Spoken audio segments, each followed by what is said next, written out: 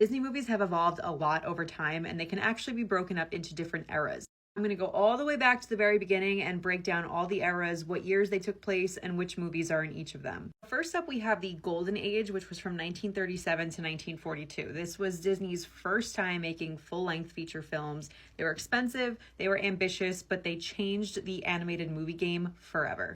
The Golden Age features Disney's first 5 movies, so that's Snow White, Pinocchio, Fantasia, Dumbo, and Bambi. Next up was the wartime and package film era, which was from 1942 to 1949. Disney almost went bankrupt at the beginning of this era, so they made a lot of cheaper, shorter anthology films in order to keep the studio afloat.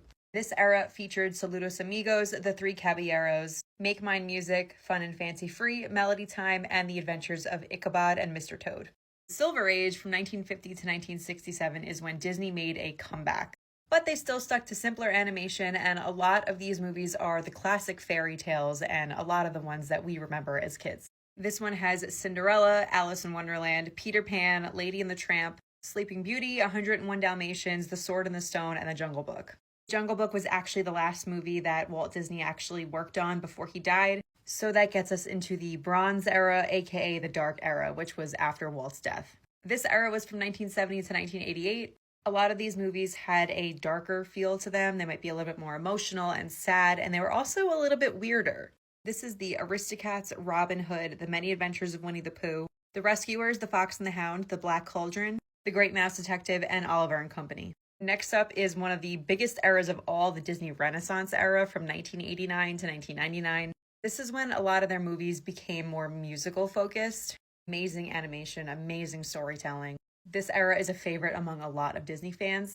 The Little Mermaid, Beauty and the Beast, Aladdin, The Lion King, Pocahontas, Hunchback of Notre Dame, Hercules, Mulan, Tarzan.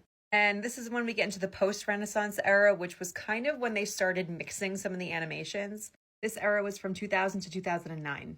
Fantasia 2000, Dinosaur, The Emperor's New Groove, Atlantis, Lilo and Stitch, Treasure Planet, Brother Bear, Home on the Range, Chicken Little, Meet the Robinsons, and Bolt.